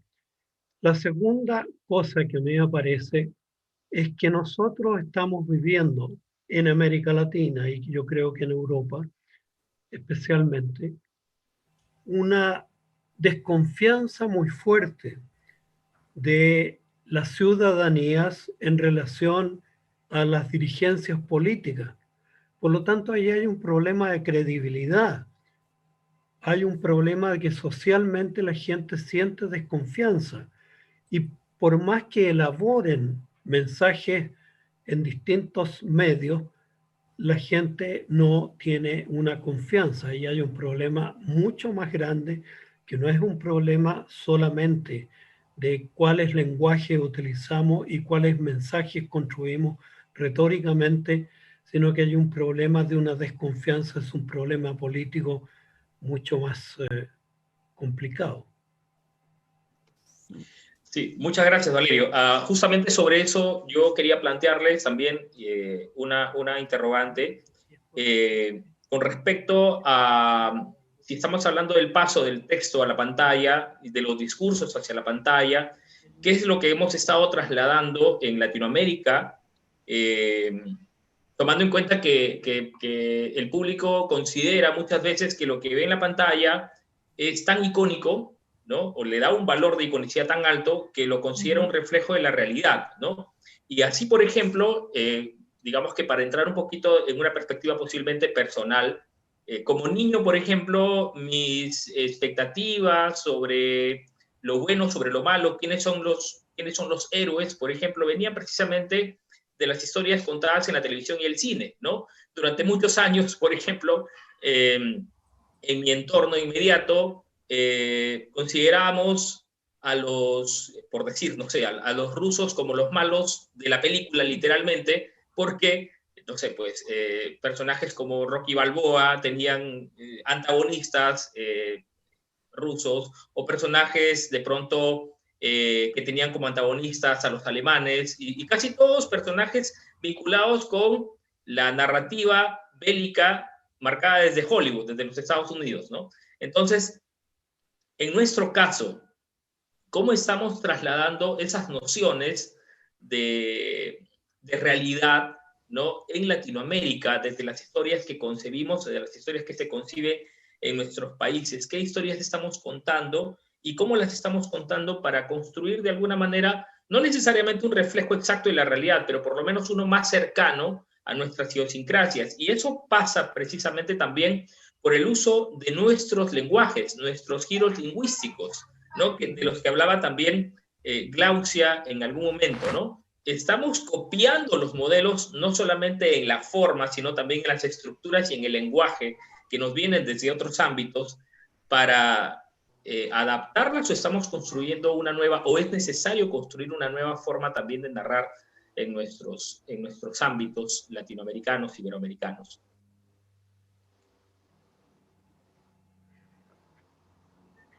Manuel, Valerio. Yo quisiera agregar que esa imitación de modelos extranjeros en gran parte proviene también de la desconfianza que tiene América Latina en sus productos culturales. Por ejemplo, en el audiovisual, yo creo que no existe género más desprestigiado en relación a la telenovela. Y la telenovela es una narración que es muy propia de América Latina, que ha generado una industria y que ha logrado constituir en la telenovela un producto de exportación industrial del audiovisual.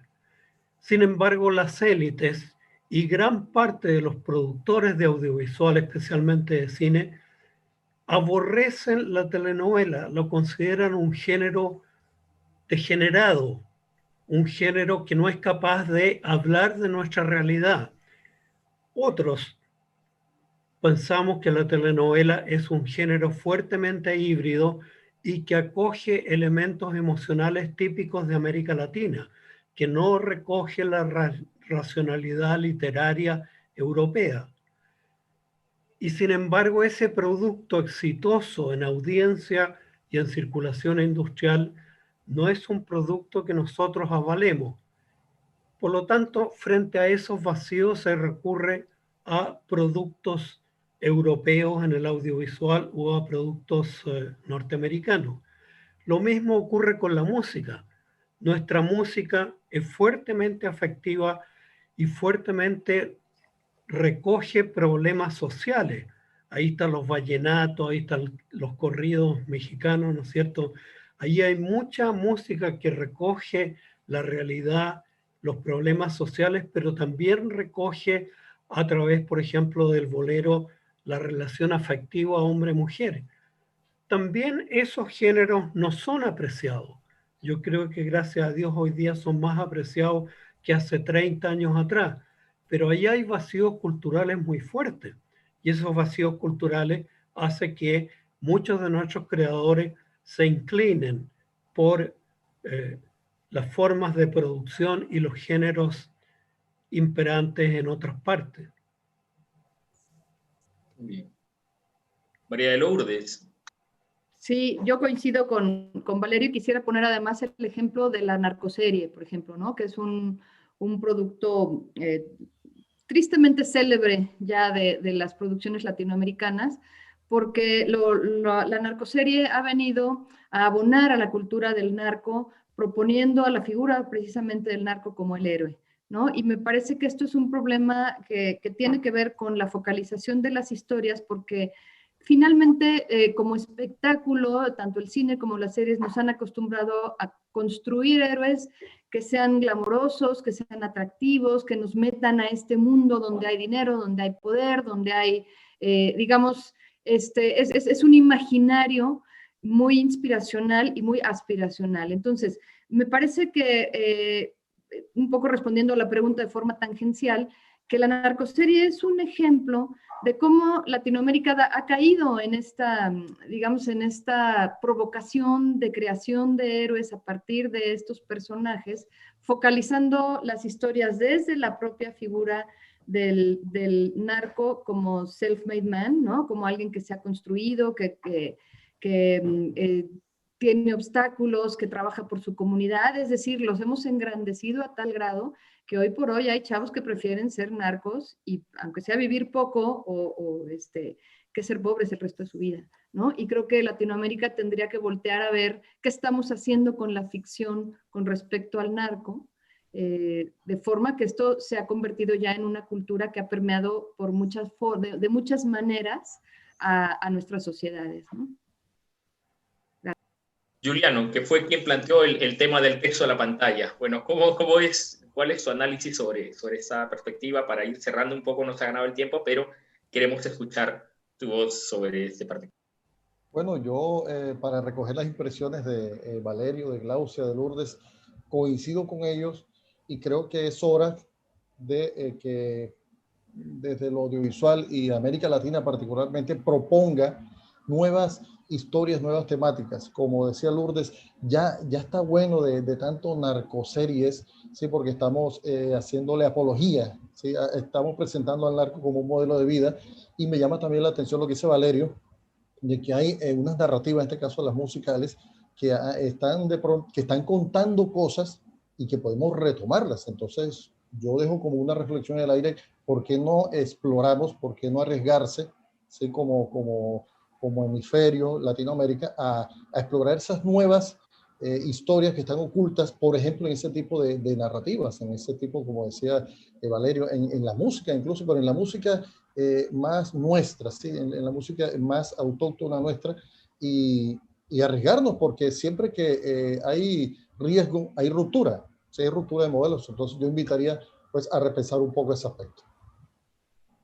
Por supuesto, y sin el ánimo también de pontificar, pero sí coincido también con Valerio en la idea de que la novela es un género subvaluado y que es un género que podría recuperarse porque tiene muchísimo de nuestra idiosincrasia para introducir de pronto temáticas que pueden ser mucho más nuestras, ¿no? Recuerdo algunos casos, por ejemplo, en Brasil, también con novelas que introducían temáticas hasta polémicas en su momento, como por decir la clonación humana, ¿no? Entre otras, alineadas con la historia de romance que habitualmente suele tener en el centro la novela, ¿no? Pero sí, de hecho que podríamos experimentar, podríamos arriesgar muchísimo más y tratar de reflejar parte de nuestras realidades, de nuestras historias, nuestras idiosincrasias y expectativas. Bueno, les agradezco muchísimo a todos por su participación y bueno, creo que el tema da para muchísimo más, pero lamentablemente tenemos también un tiempo muy corto y limitado en este formato. pero los invito por favor a estar atentos para las siguientes convocatorias de la cátedra, de manera que podamos participar, compartir y beber un poco también de las inquietudes del público que nos sigue en las redes sociales. Los invitamos a la tercera sesión en el mes de noviembre, a todos los que nos están siguiendo, y quedamos atentos también a sus comentarios después de la transmisión. Muchísimas gracias a Juliano Ceni desde Colombia, a María Lourdes desde México, Muchas a Glaucia gracias. Davino desde Brasil y al maestro Valerio Fuenzalía desde Chile, por quien tengo un respeto y una admiración muy particular. Cuando empecé la docencia, uno de los referentes para la textualidad en el relato audiovisual precisamente fue el maestro Valerio. Así que un gusto para mí también personal estar aquí con todos ustedes. Hasta la próxima. Gracias. Adiós. Gracias. Adiós. Saludos a todos. Adiós.